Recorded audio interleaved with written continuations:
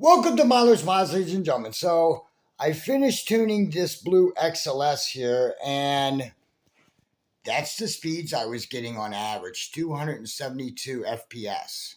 Okay. Now, I had a couple issues when I tuned mine. Okay. And it's an issue that changes from the red variant to the blue variant to the Pac-Man variant to the anime variant. Okay. The OG variant is the only blaster variant of this series that doesn't do this. Okay, the red one. But yet the blue variant, the anime, and the Pac-Man variant all do this because of the upgraded internals. I'm going to explain it to you what the problem is. Pay very close attention. I do have an idea on a fix thanks to Peter Parker. Okay, what happened was that I put in a maximum amount of coils into this blaster, which was about 17 and a half coils or so, what I felt comfortable with. It's got a very smooth prime to it, okay? I'm using the stock pusher, okay? Now, because the spring I'm using in it is so long, and no, this is not a that's what she said joke, ladies and gentlemen. But because it's so long, it's causing the pusher to flex. Okay? So much so that it'll take the mag it came with and the adapter, fine, all that.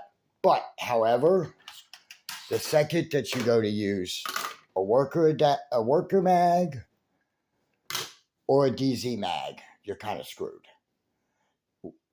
And the reason being is because that pusher is flexing so much, you can't slide the mag in while the breech is closed. You have to open the breech on the blaster. That's the only problem. So in order to get speeds like that off of K25 with this blaster, the anime version or the Pac-Man version, if you're using Talon mags or DZ mags for the blaster, you're going to have to open the breech. I know that's a terrible thing to do. Now, here's the fix. Okay, I was talking to Norman at Secondhand Blasters and Peter Parker. We were all on video call when I was telling them my issue with this blaster, and Norman wanted to confirm it, and so did Peter. Because Norman has the anime version of this blaster, and Peter has the anime version as well.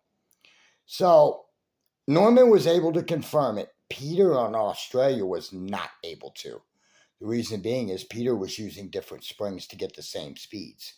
So I promptly said to him, I said, hey, Peter, what springs are you using? And he was like, well, mate, BIU is selling a upgraded spring for their knockoff links.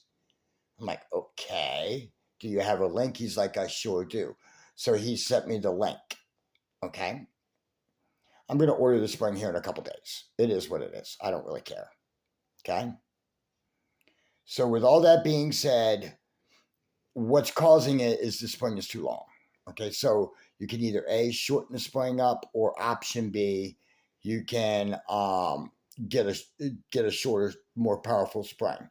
The spring that Peter suggested is a shorter, more powerful spring. You know what I mean? But this blaster performs really nice. 270 FPS. I'll take that all day long. That was better than my stock XLS after I modded it. I was only getting like 250, 260 out of it. So also what I did to this blaster was that I installed a worker 450 barrel from a Harrier. Yes, the threaded barrel. I actually put the threaded end into the plunger tube. What I did was I wrapped it with Teflon tape a little bit, and that helped me get a really nice seal as well. That's another reason why this blaster is shooting a little bit hotter than most, I believe. That and the 17 and a half coils of K25, of course. But even out of the box, this blaster was popping about 150 to 160. And my OG long shot only popped about 130. So, yeah. So, I'm very happy with the blue variant. It doesn't feel like it's going to break when you shoot it. That was the only issue I ran into was with the stock pusher. Again, you could either use a Saber pusher if you have one, or you could order a spring from the knockoff links from like BIU. I will provide a link in the description below for that spring if you so choose to go down that route. But in any event, ladies and gentlemen, thank you so much for watching. Don't forget to like and to subscribe. And until next time, this is Miller's Mods signing off.